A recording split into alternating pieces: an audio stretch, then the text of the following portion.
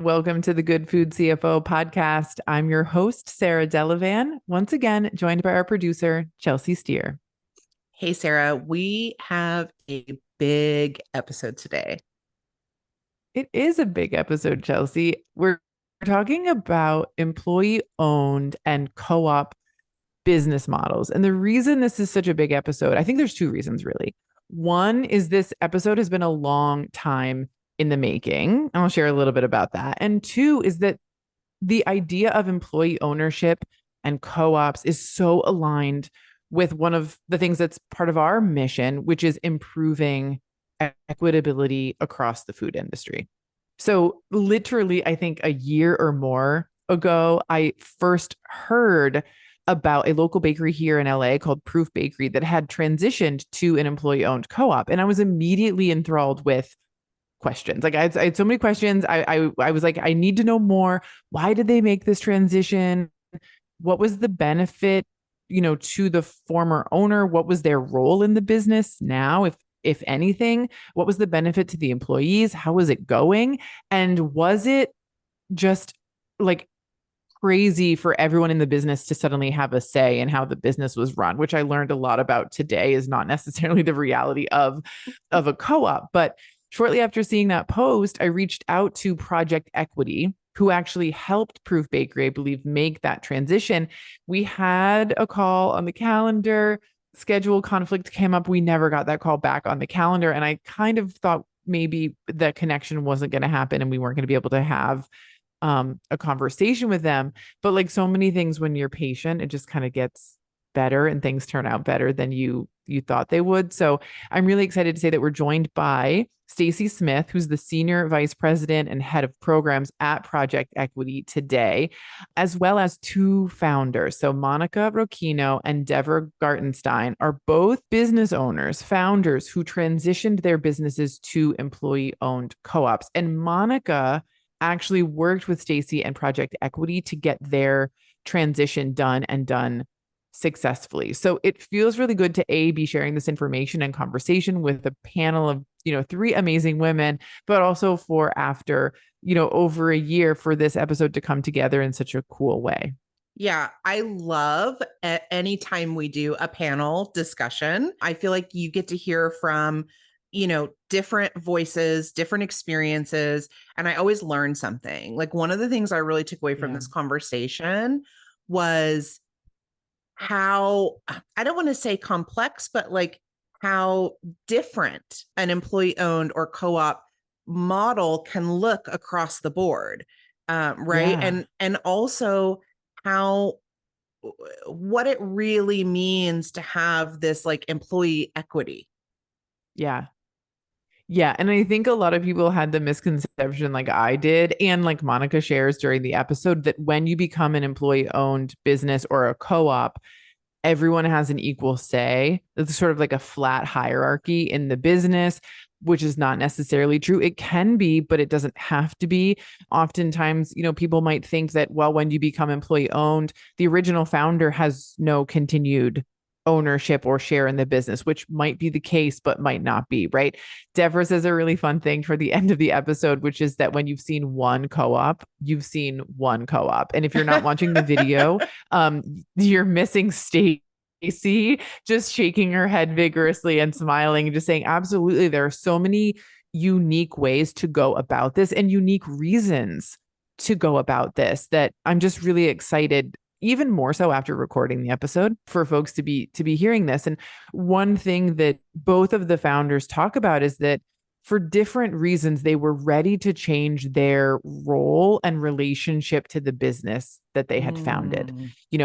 You as a founder might be hitting a wall, reaching burnout. You might have started a family or have some things going on with your family that need your attention. You might just want to do something else in your life, right? But you still want your business to continue. You still want your employees to have meaningful work. You still want the supply chain that you've built up and that has business because of your business, right, to exist.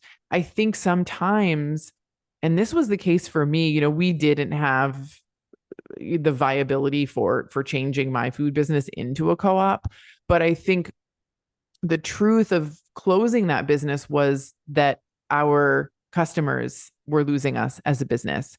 Our employees were losing employment, and the farmers and the artisans that we were supporting by purchasing from them, although we weren't their only customers, we were one of them. And for that Yeah. revenue to go away and for us to have the effects that we were having when we ceased to exist on all of those people, it hurts. And so for there to be an option to not only improve equitability, equity, ownership, wealth for your employees, but also to continue a business, that's really awesome.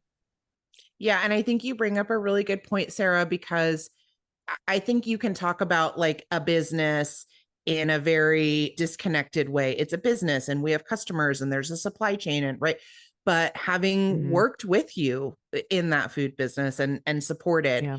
to know, on Wednesday mornings at the farmers market, those relationships, the relationships at the pop-up, where we were setting up and bringing Yeah. customers to, and having those relationships with every single customer, like it does make a difference. And so Yeah. I totally get what you're saying.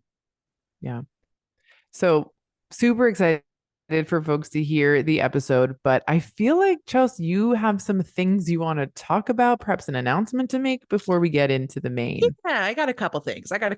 I want to start off with a review. We haven't done that in a while, but we do also have an announcement coming up, so stay tuned. But today we are going to share a review from Eve Cohen, who was Mm-hmm. actually part of another panel discussion that we did on the podcast back in season 7. It was the True Cost of Food episode. Oh, I love that Eve sent us a review. So she's the co-founder of Marcellus Foods, where they bring customers ready prepped whole foods that they have sourced from regional suppliers and taken care to prepare in some cases.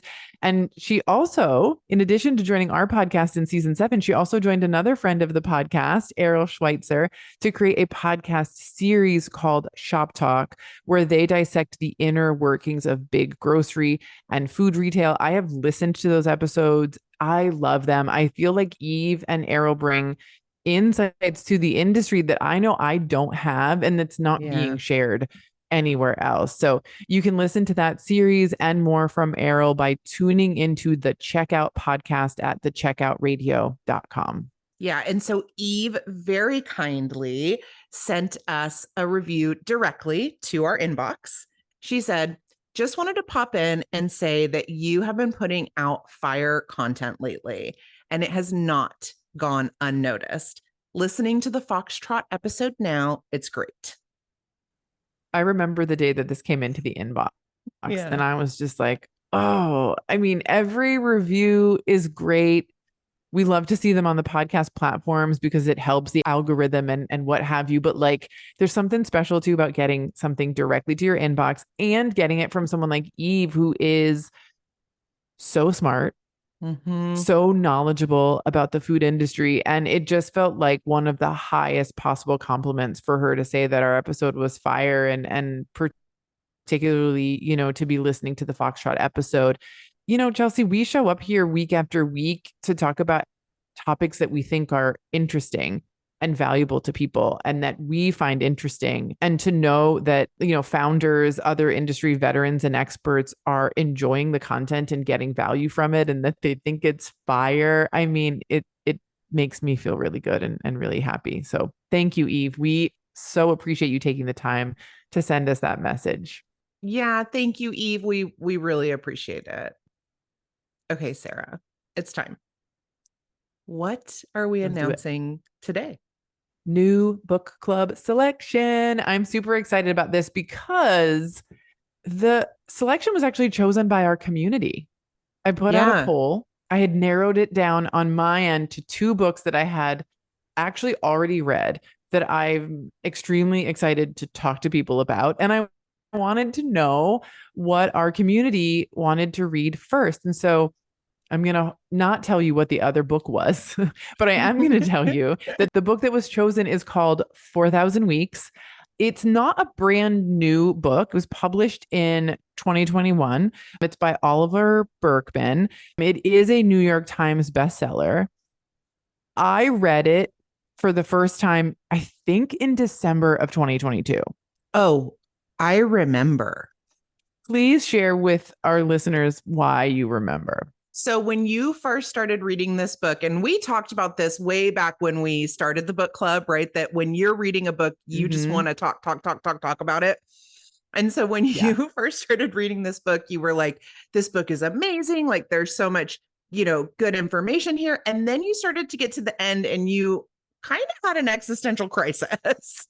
I don't know if I was like like extremely sad or if the book had made me depressed or I don't know what I was feeling. But yeah, I got to the end and I was like, oh, I don't feel the same way I did when I started this book. Yes. And I put it down. And then I remember talking to lots of people about it. There were people who had recommended it to me, which is how I ended up reading it in the first place. And I went to them and I was like, I really need to talk to you about this book. And we kind of talked about it a little bit, but I think I didn't know what my like thoughts were at the time. And then I remember a couple other people were like, I've read the book. I'd love to talk to others about the book. We should get a book club going. And then that kind of never took off. And then we started the Good Food CFO book club. And so here we are with this book. So suffice it to say that I have lots of thoughts on this book. And from the moment I finished reading it, I knew I was going to read it again at some point. And I think the time is now. And here's what I want to say. I want to read one of the like little reviews that's on the cover of the book. This is from Mark Manson, who's also a New York Times bestselling author. He says, it's a wonderfully honest book. 4,000 Weeks is a much needed reality check on our culture's crazy assumptions around work, productivity, and living a meaningful life. And I think that that's true. So 4,000 Weeks, the sort of subtitle of this book is Time Management for Mortals. And I will be very clear here that he talks about death and the fact that we are all going to die. And if we think about that and we remember that, how will we structure our days? What will we prioritize in our days? Not only that, he talks about this, what I'll call, what I remember as like a need to accept the fact that you will not go everywhere, see everything, do everything, right? Like you see on social media. And, stolen focus had a pretty big impact on me. This book had an impact on me in a different way, but I don't know that it stuck, if I'm being really honest. Yeah. And that's one of the reasons I want to read it again. I think I read it and it was so much to think about that I didn't think about it. Yeah. I want to think about it. Well, I'm excited because I have not read the book. And I don't know if it's a glowing review to get people to read it, but I want to be honest. You know what I mean? I think when it's thought provoking and at the end you're not like, okay, here's my, you don't leave with like here's how I'm going to organize my day necessarily. And I think that's important, right? So it's like some critical thinking. I'm dying to know what other people think about the book, what they take away from the book. So yeah, so that's our book selection. I mean, I hope that people will join us in reading it. Yeah. So for the listeners out there, if you want to read 4,000 Weeks along with us and you don't already have a copy, just head over to our bookshop and order yours today. I will say that when you order any books from our bookshop, you are not only supporting independent bookstores across the country, but also a portion of those proceeds go towards supporting this podcast. It's a great way to help us continue to create the content that you love or that is fire. Yes. And that we are so passionate about making. Once you read 4,000 Weeks, we would love, as you said, Sarah, for you to join us for our live discussion. And that is happening in September. It's happening on Wednesday, September 18th. And I do want to make sure I'm really clear that these book club discussions, they are free for anyone to join. Anyone can go to our website and sign up. You can visit our bookshop and register for the event, both on our website. Just visit thegoodfoodcfo.com and click on book club. You'll find everything that you need right there. I will actively be rereading this book. And I would love to see if you order a copy, whether it's from our bookshop or not, when the book arrives at your house. Let us know that you're joining in on this one. for the links that Chelsea just shared. We'll include those in our show notes. So you have everything you need there in case you were, running, driving, whatever you might be doing while listening to this podcast and couldn't jot it down. All right, Chelsea, I'm ready to jump into our panel discussion. Yeah, let's get to it. As a good food founder, do you ever feel like your work is done in a silo? Is it difficult to feel confident in your business and financial decisions because you don't have a sounding board? Well, in our weekly CFO office hours, you'll not only get the chance to work shoulder to shoulder with the Good Food CFO herself, Sarah Delavan, but also with a small group of your peers. Together, you can support each other through the work of building a business on your own terms. Passes are available now on our website. Just visit thegoodfoodcfo.com and click on services. And now back to the show. Ladies, welcome to the podcast. Thank you. Thank you. Thank you. Happy to be here. I'm so excited to be doing a panel episode today. I think it's always exciting for me to have multiple voices on an episode to share individual experiences. And so I want to just take a brief couple of moments to make sure that you all have a chance to introduce yourselves. And so everybody listening can kind of put a name to a voice and a little bit to your experience. So Stacey, why don't we start with you? Tell us about your role at Project Equity and what you guys are up to there. Yeah, thanks so much, Sarah. I'm Stacey Smith. I am the head of programs at Project Equity. We are a nonprofit organization that works nationally to help scale employee ownership. We think it's a too well-kept secret in our economy in terms of how businesses can be owned. So we do a number of things at Project Equity. One, we do a lot to raise awareness nationally about what is employee ownership, how to use it, et cetera. We also help individual businesses transition to an employee-owned structure from what they are today, and we provide capital to help finance that transition as well.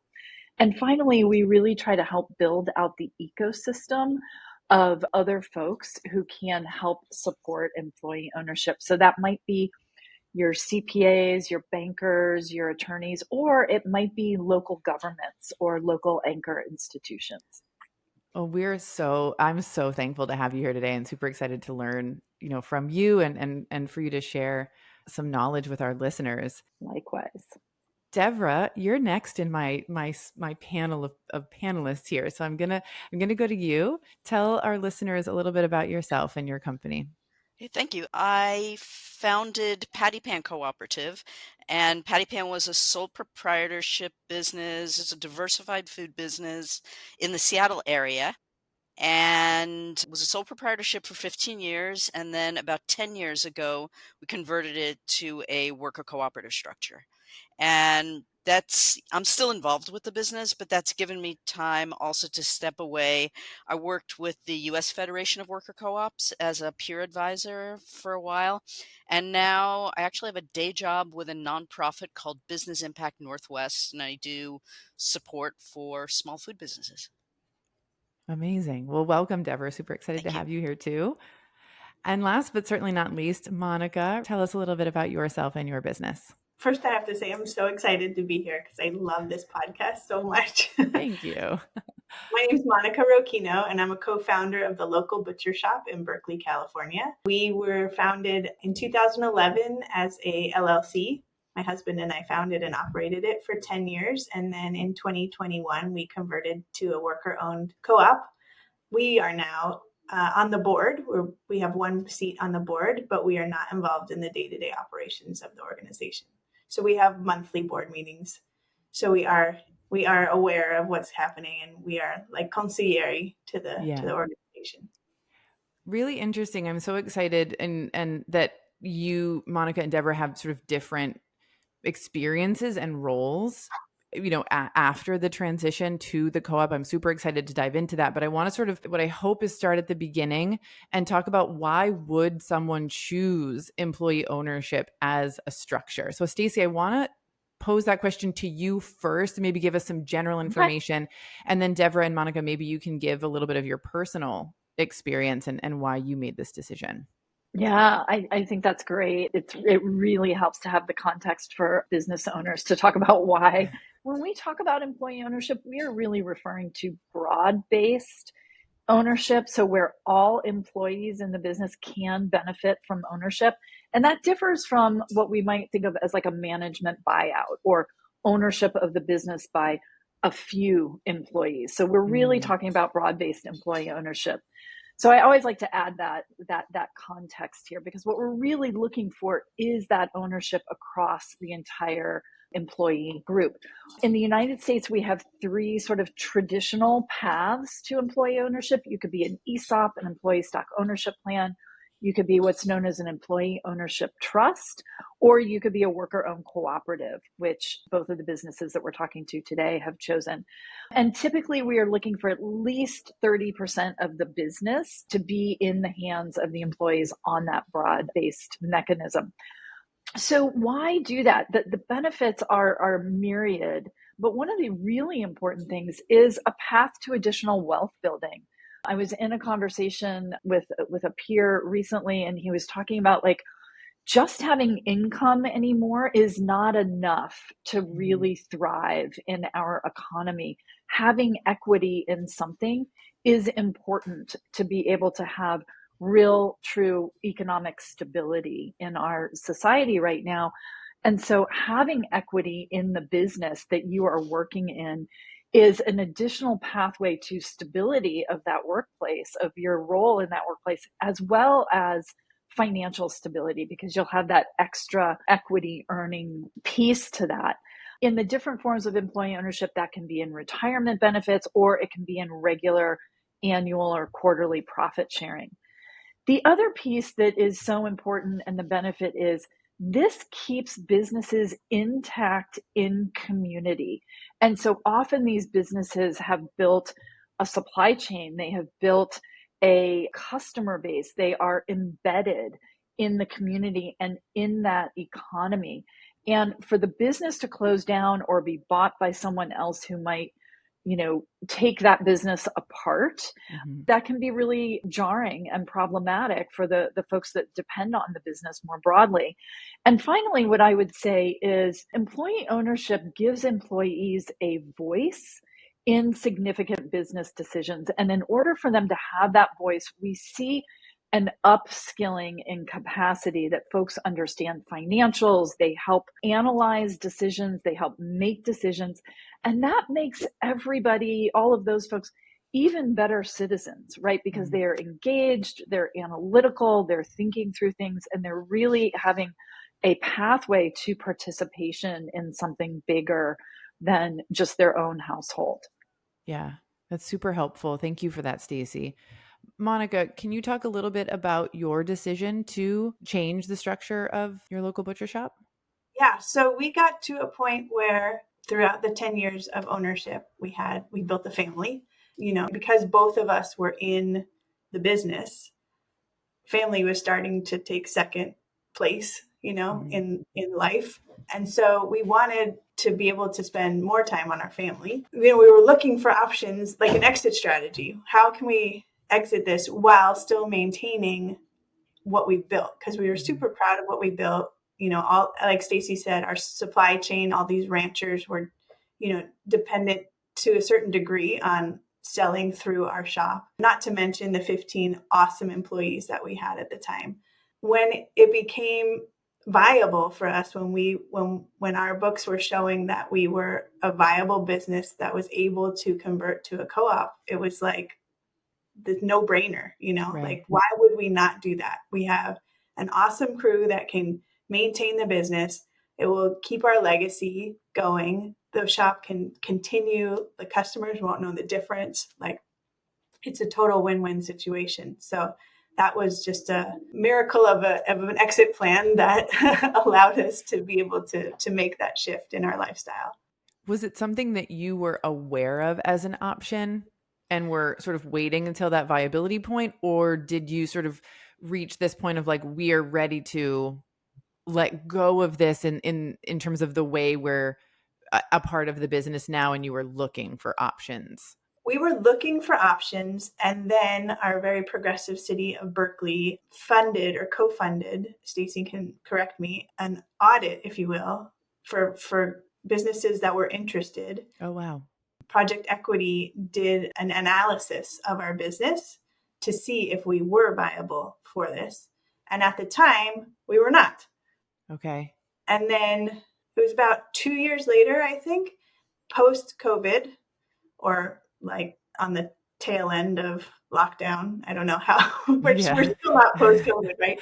But, during COVID, our business really thrived. And we were an essential business. We had 50% increase in revenue in 2020. And also our team really coalesced, because it was kind of like we were in the trenches together, Miraculously, we didn't have anybody get COVID through the whole year. Everybody was really in it together. And so we asked Project Equity to reanalyze our books, and they did. And lo and behold, that was now a viable option. So we took advantage of that when we could. Amazing. Yeah. And I want to dive into viability in a couple of minutes. But before we do that, Devra, tell us a little bit about your decision to change the structure of the business. Well, after about 15 years of running the business, I kind of hit a wall, and I realized I had three options. I could sell it, but I really liked it. I could keep doing what I was doing, but I was burnt out. Or I could share ownership with employees.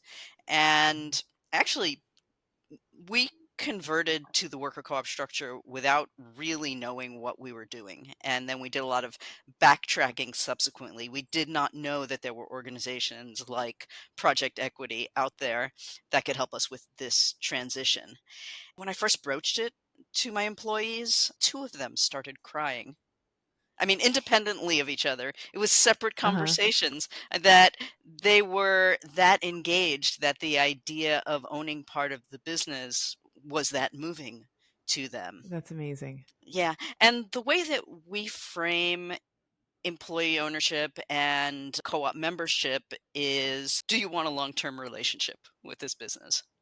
And for people who do, then it makes sense to be members. I'd say our guiding principle overall in everything we do is quality of life. We try to provide quality of life for our customers.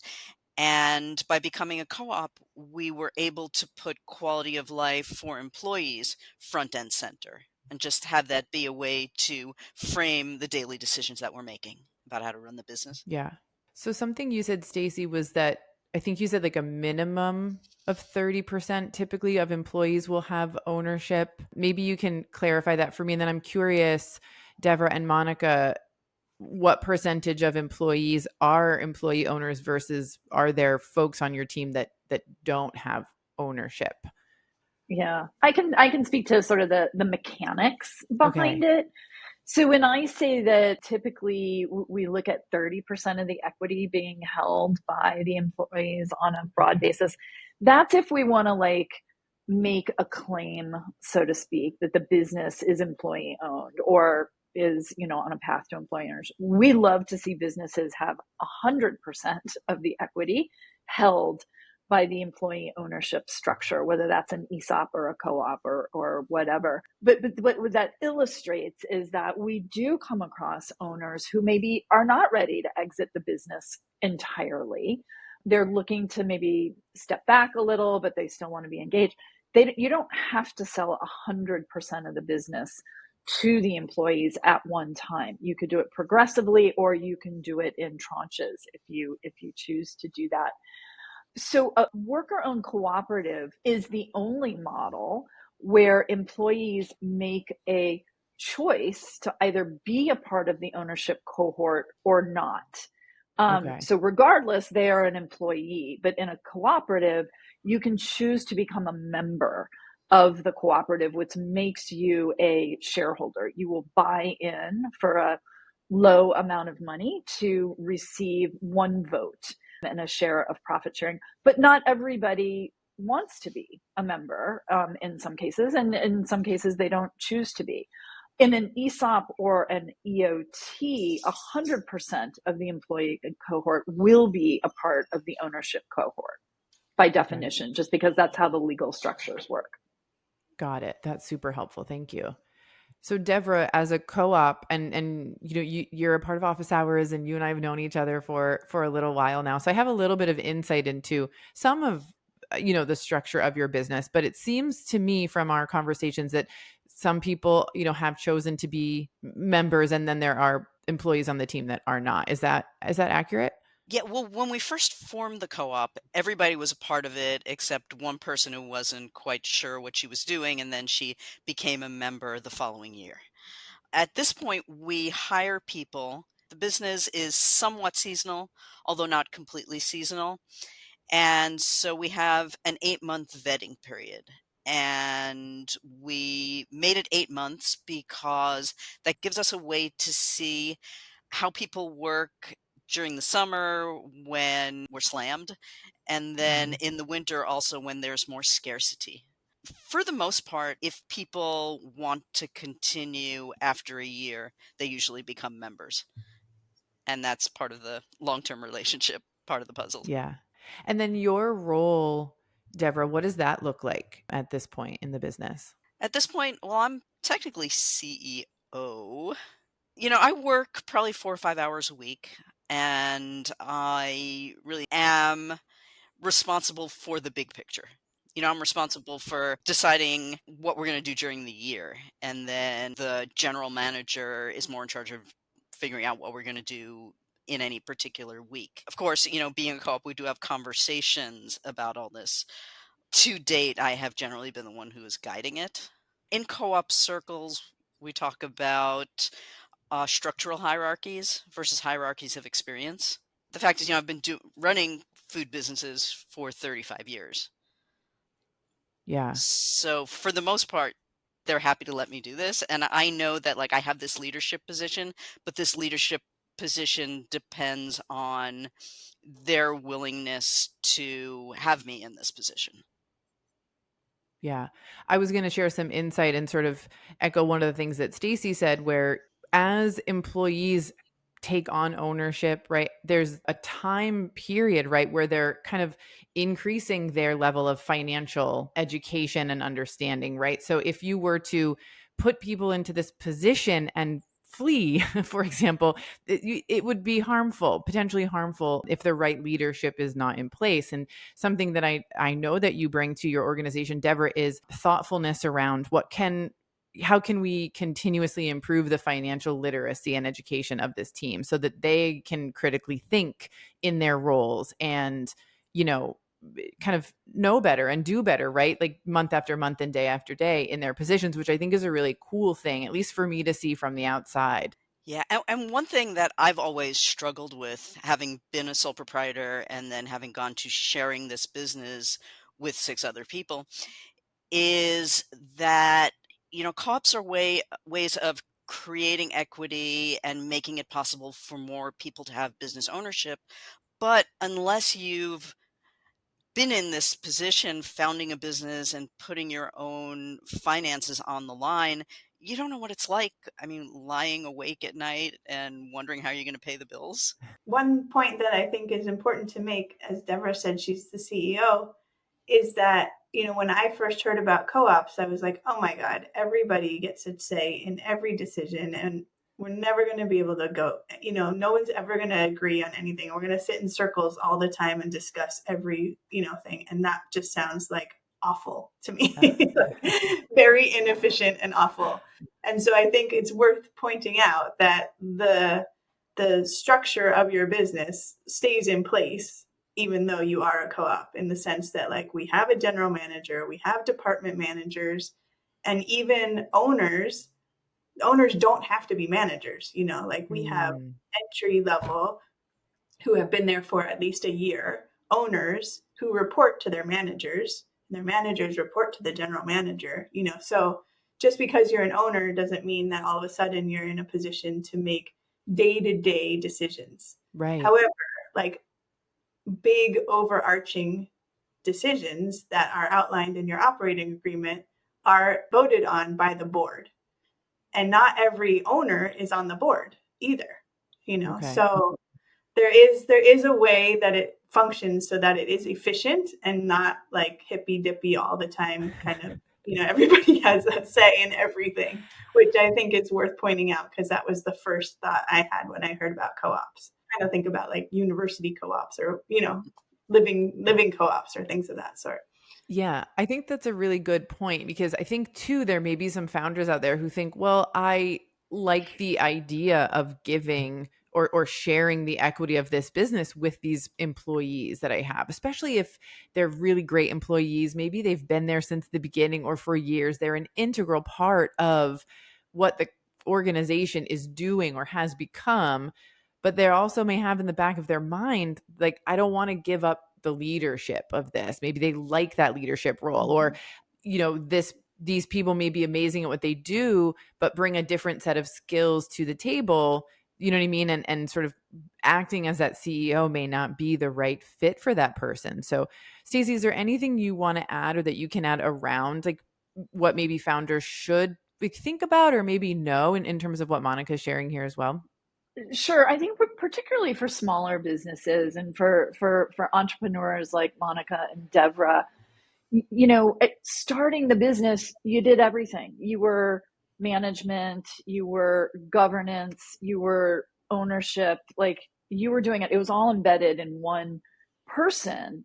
But when we talk about moving to employee ownership, we start to tease out. So management is management. Governance decision making is another function, and ownership of the equity is separate yet again. So we start to tease those out and really understand, what is the function of management? How does that need to be structured in order to really support the business and the objectives of the business? And let's put in place the right management structure. So as Monica said, for the local butcher shop, that has been to have a GM and then some line managers or supervisors, and then a team underneath there. Other co-ops and other businesses choose what's known as collective management. Collective management is an option for any business. It's often associated with cooperative ownership of the equity, but they are not the same thing. You can make that choice for collective or flat hierarchies or participatory decision-making in any business. That's a management style choice that you would implement. Then you have governance. How is the business governed? And that's a lot around strategy, accountability, financial integrity, etc. So with all employee ownership structures, we're going to see a governance layer added to the business. So often there might be sort of a faux board of directors, like it's the owner and their best friend, or it's the owner and their spouse or something like that. But we're going to put in place what I'll talk about, like a more traditional governance structure. So for a worker-owned cooperative, that's a board of directors, and slightly different for the other structures. So, and then the board has a role, and they have a lane to stay in that they need to be in. And part of that is holding management accountable to execute the strategy and the day-to-day, week-to-week, month-to-month work. And then finally, how the equity is owned is yet another piece of this. So we're talking about owning the equity by all of the employees using these different legal structures that we have in place. So it's all distinct. Yeah. I'm curious if, when there is employee ownership and there are these different sort of levels of, governance and management and employment, is the percentage of ownership, for example, different among the individuals? I know we talked about the buy-in method and where you're purchasing a share or a vote. Can you talk a little bit about, I don't want to say the equality of ownership, but how do you make decisions around how much ownership an individual has in an employee-owned structure? Yeah. So depending on the legal structure, it's a different answer. Okay. In a worker-owned cooperative, like we see at Patty Pan in the local butcher shop, it is one share, one vote, one person. So it is equal. Now, how profits are shared or how patronage is allocated. So patronage is the word for profit sharing in a worker-owned cooperative. That may have a different formula. It's typically based on hours worked, although it could be based on a more nuanced formula. So the profits might be shared slightly differently, but in terms of voting and roles, that is an equal vote. With an ESOP or an EOT, each of those is different yet again. In an ESOP, we see individual employees with participant accounts And those accounts is where they will hold their shares of the business, and those will be variable. And those are typically the formula for allocating shares in an ESOP, again, varies widely. It's often tied to compensation, but it's more, it can be much more nuanced than that. And in an EOT, we don't actually have shares with an employee ownership trust. And so what we're really talking about is, the ability to vote, similar in a worker cooperative, and the ability to share profits. And again, those might be slightly different, how those work. That's helpful. Monica or Devra, is there anything you want to share on this topic? I find it all pretty nebulous because our buy-in is $1,000 and we have 7 members. So we have 7 members who have bought in at $1,000, but the equity in our business, what our business is worth, is a lot more than $7,000. So I find it useful to kind of tease out how we're using the terms and what it's referring to. When we first set up our co-op, the lawyer who we worked with set up different classes of shares. There were member shares and capital shares. And a member share, we actually started with it at $1, but then realized that really didn't generate any kind of commitment whatsoever. So every member has 1 member share. And then we had the actual equity in the business, as in what the business was worth, which was kind of based on some crazy setup we had for the business buying me out that didn't work, and we restructured it over time. But at this point, I just find it useful to frame it in terms of this is what our buy-in shares add up to, and the actual value of the business or the equity of the business is just kind of in a different category. Yeah, that's helpful. And also the amount of buy-in is not due all at once. Like for our employees, it would be a huge hardship for them to drop $2,000, to commit all at once. So it's something that's taken out of their paychecks over a year, so that it is doable for a lower earning staff. Yeah. And you mentioned too, Stacey, that Project Equity supports funding around some of these transitions. Maybe we want to hold off on talking about that a little bit. I want to get back to the topic of the viability and what kind of companies or what financial positions or how many employees, is ideal, for example, for a sole proprietorship or partnership LLC to make the transition to a co-op. So Stacey, maybe you can give us some generals, and then I want to, go to Monica and Devra and say, kind of where were you at when this was happening for your businesses? It is an art and not a science, and it is subjective and not objective. So I will give some guidance based on our experience, but a lot of things depend on the business itself, the owner who is transitioning, or owners who are transitioning the equity in some cases, and just the climate for the business. So there are a lot of variables that would influence it. So that's my big disclaimer, that what I'm going to say is not like hard and fast rules here.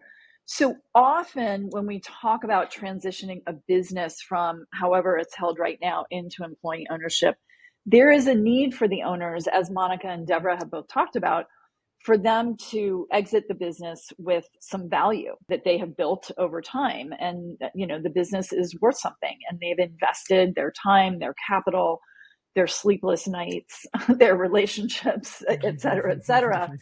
And so we want to have a fair value exit for the value of that business for the exiting owners. That's important. So if that is the case, then the business actually has to be viable. It has to be profitable. So we're going to need to see some sustained profitability. That's why Monica said, like, when they first came, like, the business was really on the edge, and it wasn't going to be really possible to get a liquidity event, an amount of capital for the owners out of the business at that time. So we need to see sustained profitability. And, in food businesses in particular, like, margins are super thin. But I would say, we would like to see 5% at the bottom line, 5% net income, or at least maybe 150,000 in net income at the bottom line over some period of time. That gives the business a little cushion, because what's going to happen is we're going to have to get some debt. In many cases, there are different ways to structure the buyout, but often it is with some debt. We're going to put some debt on the business, and the business has to be able to pay that debt, because the employees are not going to come up with the money to buy out the selling owner, right? They don't have it. We're just talking about like even their buy-in into a co-op for $1,000 or $2,000, like that's a stretch. So they're not going to be able to pay the selling owner the hundreds of thousands, or in some cases millions of dollars that the business is worth. So we have to have the flexibility in the financials to be able to have what we call debt capacity for the business. So that's a really important piece. The other thing is we don't want to turn a business over to some employee owners who maybe haven't trained for this kind of thing, haven't thought about being business owners themselves. We don't want to turn a business over to them that is not really strong, that is not performing well, because that's risky for everybody. So there are all kinds of reasons the business needs to be in good shape financially and operationally. The other thing is, we have transitioned many small businesses, 5, 7, 8, 9, 12, 15 employees. It's a lot of work. And the smaller the business is, oddly, the more work it is, maybe not oddly, because you're spreading that work over a bigger number of folks. Going through that transition process can be difficult. So we like to say that like a sweet spot is 10 or more employees is a good baseline to think about, like, how is this going to work? And are there enough folks to not only go through the transition process, but once you are transitioned, like, do you have folks who could be on the board, et cetera, et cetera. So that 10 number is what we see as a sweet spot, but there's some variability there. The other thing is, if the owner is looking to like not only sell the equity, but get out altogether, like don't want to be a part of this at all, we have to see a line of sight to the succession management. How is management going to happen? Have you trained a number 2 person? Is there room in the budget to hire a replacement for that exiting owner? But again, the business has to be viable, but the business also has to be viable if the owner is going to leave. We have to have that we have to have a line of sight to that viability over the long term. So that view to succession management is often really important if the selling owner is going to be exiting in the next, 2 years. Yeah. One thing I think that is sort of news to me, I know when I was starting to see, I don't remember how project equity came into my like social media world, but that's where I started to first hear about you on Instagram. And there's a bakery here in Los Angeles that had, I believed, worked with you to transition to, Proof Bakery. And when I first started reading about it, I thought, oh, the employees had to come together and get this money. That was my understanding of it. I thought, goodness, how challenging, and I was so curious about that piece of how do the employees who are taking on ownership come up with this money to buy out that founder who's, as you said, put in blood, sweat, tears, sleepless nights, relationships, all the things that our listeners know go into creating a business. So it's really helpful to know that they don't have to do it all on their own, that there's a funding method to make it happen, but you're also not just giving funding for funding's sake to help the founder leave, but you're making sure that the business has viability, and with a certain level of certainty, they can pay back this debt that has been utilized to make the transition. It's really interesting. In our case, the local butcher shop took out a loan for 40% of our selling price. So we got, as owners, a chunk of money, 40%, which the local butcher shop is then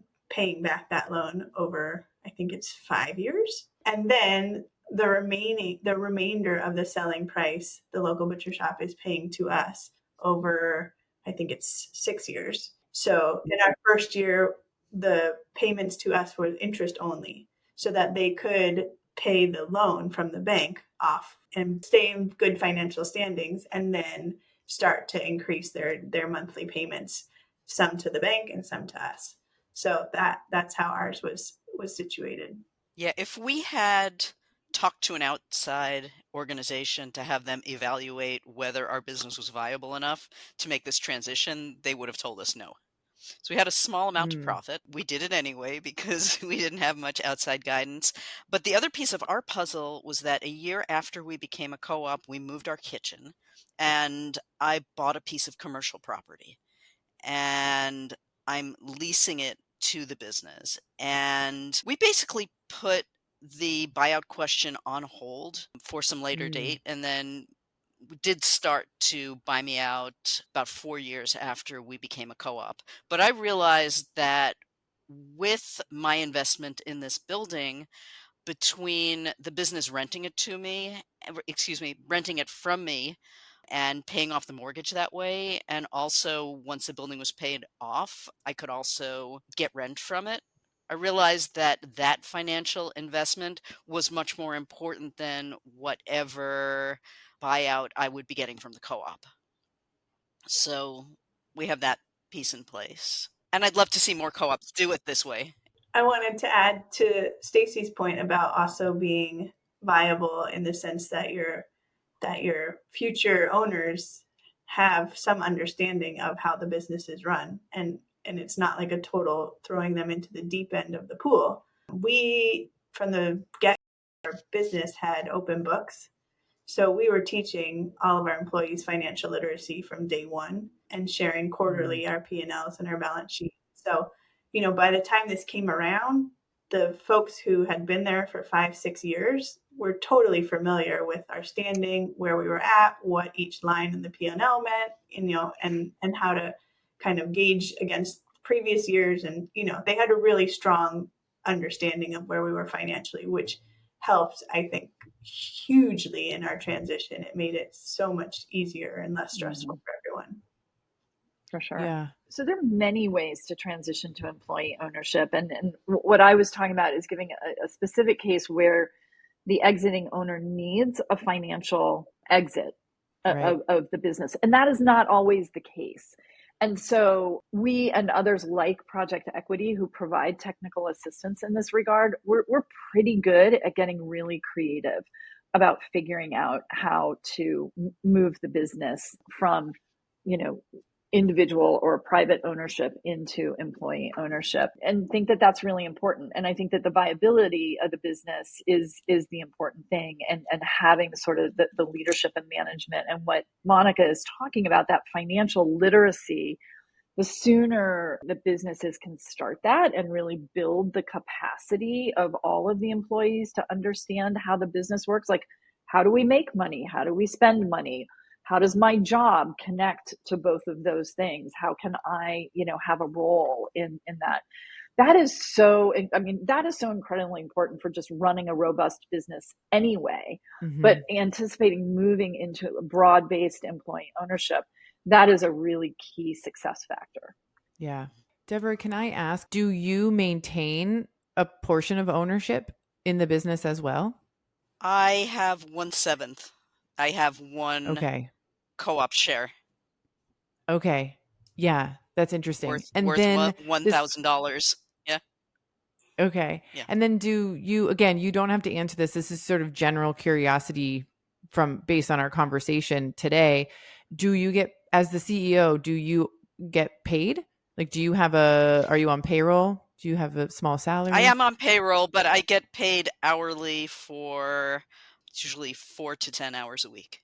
Okay. That's helpful to know too, because I think, the differences between Monica, your experience and Devra's experience. Devra, you're a bit more hands-on, right? And the transition, I think, sort of quote unquote out of the business is a bit different in many ways, right? Like in how the exits were structured, what they actually look like, the fact that you're acting as CEO, and that the buyout and the time frame of that is like different. It's really fascinating, and I think so helpful. I imagine, as I am right now, people listening are going, oh, well, I wonder if it could be, kind of structured like this. And if we did it this way, it could work for me. I don't need a payout very quickly, or I have a profitable business that doesn't have a lot of debt. and I would like to move on to something else or dedicate more time to my family. And I think, what this conversation for me is doing is saying, first of all, shining a light on this as a possibility to continue the businesses as we talked about, whether the founder wants to exit and do something else, or if they simply want to have a different role within the business that they started and that they want to continue to be successful. So the possibilities, I think, are really cool. Yeah, I heard somebody say one time, when you've seen one co-op, you've seen one co-op. And I think that it's true with the buyout arrangements. It's true with the decision-making structure. 100%. We say that the same thing. Mhm. Yeah. If you had the opportunity to do it again, would you? Absolutely. Yeah. I'd say absolutely, but with more guidance. Well, that's good to know. That's good to know. Stacey, on that note, can you tell us what guidance from Project Equity looks like? I know Berkeley sort of sponsored, or if that might not be the right terminology, the audit. But if someone isn't living in a city like Berkeley, what might getting outside guidance look like, and where do they start? So Project Equity is what I would call a full service technical assistance provider. We kind of go the full range. So we do early stage, what we call navigation with business owners. So like if they just have questions about like, hey, what is this thing? How does that work? Hey, might my business be a candidate for that? We'll say, well, what are your objectives over what time frame and that kind of. So we'll do that navigation piece, and we talk to 200 plus business owners a year in that regard. If it seems like it might be a fit and the business owner is more serious, typically, and this is with a co-op or an ESOP or an EOT, there is some sort of feasibility analysis done. And so that's where we're really getting in under the hood on the financials of the business. Like, is there financial viability here? Is it healthy? What are the dynamics of the business? Is it seasonal? Is there debt? What form does the debt take? How is the selling owner being compensated now? Are they taking discretionary earnings out, or are they on payroll, et cetera, et cetera? So we really get under the hood there. And we also start the process of education. How would the transaction happen? How would the transition happen? What does it mean to be a co-op or an EOT or Right. whatever? So there's also a lot of education in that feasibility process. And then if all things look good and it's the right thing for everybody, then we move to transition. And that's where we get into really designing the structure for the employee ownership. We get into looking at, is there going to be a capital stack? Where is the money going to come from? At that point, we're going to get legal advisors involved. Those legal agreements are going to need to be drawn up and executed, and we want to make sure that those are appropriate to the state, to the objectives, to the selling owner's needs, to the future employee owner's needs, et cetera. And if we are going out for financing, that's when we go out for financing and we apply for loans and do all of the things that you need to do for the business to secure the loan to pay out the selling owner. Magically, it all comes together. It's super easy. I'm being completely facetious. It is really hard because this is a business sale transaction. I mean, it's an M&A transaction here. So that happens. And then Project Equity continues on afterwards doing what we call Thrive, which is post-transition support. So we really work with these now employee-owned businesses to say, okay, what does it mean to have a membership now? What does it mean to have a board of directors? What does it mean to do open book management, et cetera? So we'll work with these businesses for up to anywhere from 1 to 3 years after the transition, just to really provide some scaffolding so that those employee owners are really, getting the full experience of being owners of the business. So that's what we do. That's really, really full service. There are many technical assistance providers out there. Some of them do some of those things, or some of them do only one of those things. What we're hoping is a very growing network of attorneys, nonprofits, technical assistance providers, hopefully one day CPAs and financial advisors who can really get in there and support the businesses who want to transition. Of those 200 businesses that you speak to each year, how many actually become co-ops typically? Yeah. Well, that is a great question, Devra. And what's helpful is to look over the arc of time, because a lot of times what happens is we will talk to a business, we give them some information, the selling owner goes away, has 95 other conversations, right? And comes back to us 2 years later and says, well, I explored all these different things, and this is really what I want to do now. So it's really like over the arc of time. In any given year, I would say 10 to 15% start the journey, Mm-hmm. and they may not finish it. So sometimes the business isn't viable and it's kind of a not yet, like we need to dial in a few things here to really get the business value. Because many times business owners are like, well, my business is worth millions of dollars. And it's like, maybe not.